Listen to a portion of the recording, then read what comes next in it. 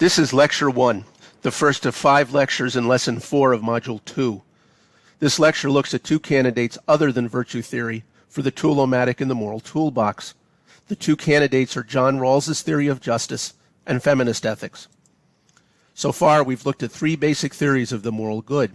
No one of them always works in moral decision-making, nor does any focus on moral character rather than moral conduct. Consequentialism, for example, doesn't take means or motives seriously enough and may sometimes sanction immoral consequences. Regularianism doesn't take consequences or motives seriously enough, and sometimes it sanctions immoral rules.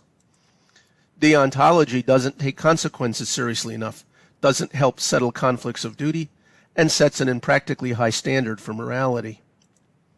We want to be careful not to dismiss these 3 completely. Sometimes we should worry about consequences. Sometimes we should worry about rules, and wherever possible, we should do our duty. But bad leaders can achieve good consequences, obey rules, and do their duty. So there must be more to being moral than these 3 theories suggest. As we've seen, it's not always possible to follow one of these 3 theories. What we're hoping for is a theory that will enable us to take the best of these 3 while ignoring their shortcomings. Again, we're looking for a 4th theory that takes the best of the 3 basic theories, avoids their shortcomings, and provides a synthesis where the best alternative may not be clear. In short, we want to add a moral tool-o-matic to our moral toolbox. Virtue theory is that theory, especially as Aristotle explains it. But before looking at Aristotle's theory, let's look at 4 other synthetic theories, 2 in this lecture and 2 in the next. Each has influenced ethics in the latter part of the 20th and 21st century so far.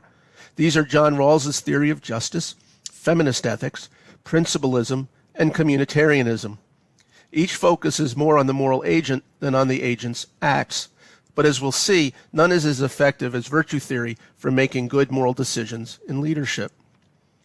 For John Rawls, justice is fairness, and fairness is the foundation of all ethics. As Rawls sees it, we need to balance duties and consequences. In other words, we need to find the best of deontology and consequentialism and combine them in some practical, useful way. For him, the best technique to do this is to apply the veil of ignorance. To put on the veil is to pretend that we don't know what our demographic status is. For example, as I'm going into the voting booth, I have to pretend that I don't know whether I'm white or black or old or young or rich or poor or male or female. I ought to cast my vote for the choice that is most apt to please whoever I end up being. In so doing, Rawls argues, we promote the greatest good while acting from goodwill, a bringing together of utilitarianism and deontology. The biggest challenge to Rawls's theory, and there are many, is that he starts off by suggesting we always act out of self-interest. But if we always act out of self-interest, why would we put on this veil of ignorance? Why would we not always operate from our own demographic categories? Moreover, as we've seen, a would-be leader who acts primarily from self-interest will lack the sense of community and self-sacrifice that may be necessary at times to do the right thing. For more details on Rawls's theory of justice, read his Theory of Justice, which Harvard University published in 1971. Another candidate for a synthetic moral theory, meaning a moral theory that tries to synthesize the best of the 3 basic theories while avoiding their shortcomings, is feminist ethics. Carol Gilligan is a well-known feminist ethicist. She distinguishes between an ethics of care, which she says is typical of feminine thinking, and an ethics of justice, which she suggests is typical of masculine or male thinking.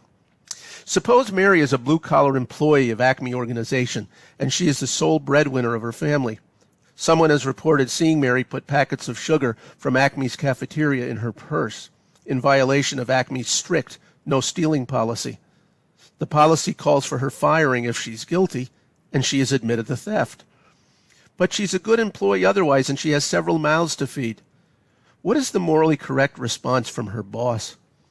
Apparently, the caring thing would be to forgive her, while the just thing would be to hold her to the policy and to treat everyone the same.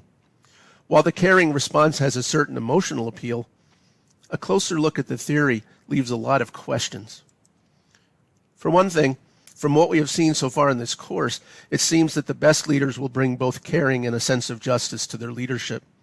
although how one determines the caring act or the just act may still depend on which basic moral theory one embraces.